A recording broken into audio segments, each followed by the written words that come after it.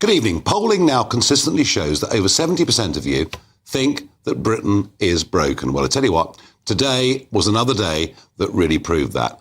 After the huge row about Kabatu, remember the man that sexually assaulted the 14-year-old girl in Essex, after his accidental release, today we had the most farcical Prime Minister's questions I think I've ever seen. Bear in mind that the PM has gone to Brazil for the COP summit, so it was the Deputy PM, David Lammy, against Conservative Jane Cartledge. Just have a little look at what went on.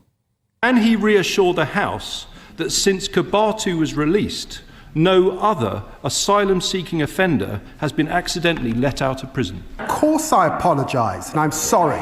I'm going to ask him the question again. Can he reassure the House that since Kabatu was released, no other asylum-seeking offender has been accidentally let out of prison? It's a very specific question for him to answer. I put in place the toughest checks we've ever had in the prison system. Can he reassure the House that since Kabatu was released, no other asylum-seeking offender has been accidentally let out of prison? I know I'm the Justice Secretary, that's why I'm at the dispatch box, also as Deputy Prime Minister. Can he reassure the House that since Kabatu was released, no other asylum-seeking offender has been accidentally let out of prison? I've got to tell you, I spent 14 years in opposition, and I did a hell of a lot better than he's just done. Since Kabatu was released, no other asylum-seeking offender has been accidentally let out of prison. Can he answer the question? I'm looking forward to being up against the member for Newark next time. And now here's the farce. Cartledge knew all along there had been an accidental release from Wandsworth this morning. The Deputy Prime Minister knew there'd been an accidental release that had taken place from HM Prison Wandsworth and had a pre-prepared statement. Yet, even though they had parliamentary privilege, we went through this complete and utter farce. In fact, Nigel Nelson of this manor said to me in all the decades he's watched PMQs, he's never seen anything worse. And then at 12:34, the official news story was broken, and Cartledge then, as a point of order, gets up and says this. Speaker, just to be clear, the Telegraph are reporting that a police manhunt has been launched for a second asylum seeker mistakenly freed from prison. The question is, Mr. Speaker, can you advise me on how I can ask the Justice Secretary whether he was aware of this when I asked him about it repeatedly in Prime Minister's question? Well, there we are. And you wonder why people don't really follow Parliament anymore. What a complete and utter farce. But we learnt at 12:34 from the Telegraph that a 24-year-old Algerian man had been wrongly freed from HM Prison Wandsworth, wait for this bit, on Wednesday of last week. So why the gap? Why didn't the police know in that intervening period of time? The prison service did not alert the police for 6 days.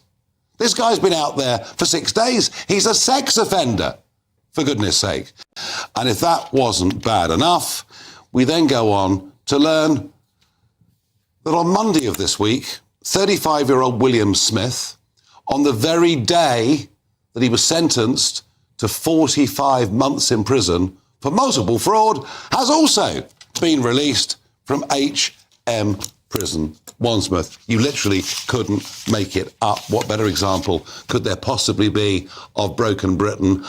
I don't even know what question to ask you, but please give me some thoughts. Tweet #Farage on GB News or email farage@gbnews.com. Well, I am very pleased to say that joining me down the line is Ian Akerson, Senior Advisor at the Counter-Extremism Project, and, here's the crucial bit, folks, former Head of Security at HM Prison Wandsworth.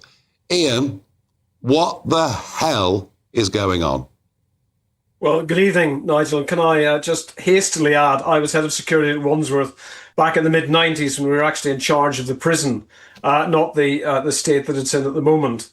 I think, first of all, it's rather interesting that the Metropolitan Police statement has said that they were informed by HM Prison and Probation Service of this release in error 6 days later. What we don't know is when the Prison Service actually knew this release in error had taken place. And, there's quite a lot of distance between informed and knew about. And I'm just wondering, given the calamity of this second release and the extent of the security failure, I'm just wondering, did they know beforehand? And was there a desperate, panicked, operation in place to try to get this place back into custody before it broke into the media again? I don't think David Lammy covered himself in glory at all at the dispatch box. He hasn't conducted himself properly in relation to the first release in error of Kibatu, when he seemed to lose his temper, and he did the same thing again. And look, people are entitled to be, ordinary people, aghast at these repeated security failures and expect accountability to come from the government. And we haven't seen that. We've seen a degree of obfuscation, frankly. And I think David Lammy is, to be frank, Nigel, is discovering what many of his predecessors have discovered in relation to His Majesty's Prison and Probation Services. When you're the political head of that organisation and you try to pull the levers of power to get something done, you actually find that all the cables have been cut. If this disaster was going to happen anywhere at all in Britain after the release in error of Kibatu, it would have happened at HMP Wandsworth. 20-minute car ride from headquarters, a prison in free fall, in plain sight, in absolute chaos for years, with nothing being done to fix it, with a very large population of foreign national offenders. It would have happened there, and it did. Yeah, I see the numbers now. I mean, it's 266 people have been wrongly released over the course of the last year. That's up 128%. But clearly, I take your comments on David Lammy, I take your comments on political accountability, but clearly they also inherited something that was already broken.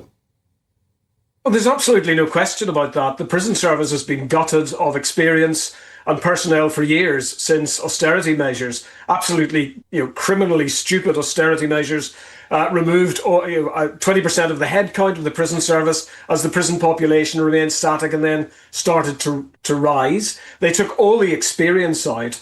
And one of the things about Wandsworth that's quite interesting is after Khalife escaped, the prison service internally conducted a security audit review of Wandsworth Prison.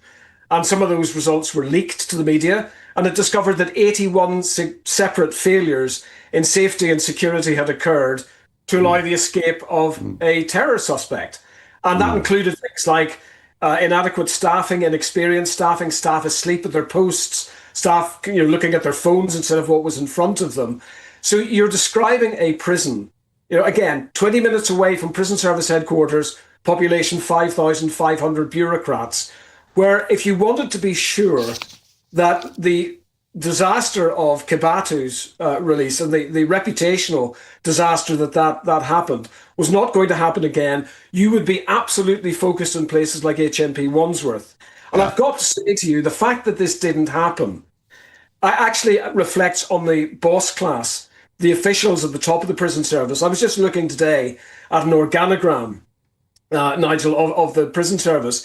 It's got directors general, it's got directors of operation, it's got area executive directors coming out of its ears, it's got prison group directors, it's got a director of executive director of transforming delivery, executive director of standards. Why does it take the accident of either an inspection that damns the place or something like this hitting the headlines to get these people to do their jobs? That's what David Lammy should be asking, instead of allowing a lowly officer or operational support grade to go onto the bus for this.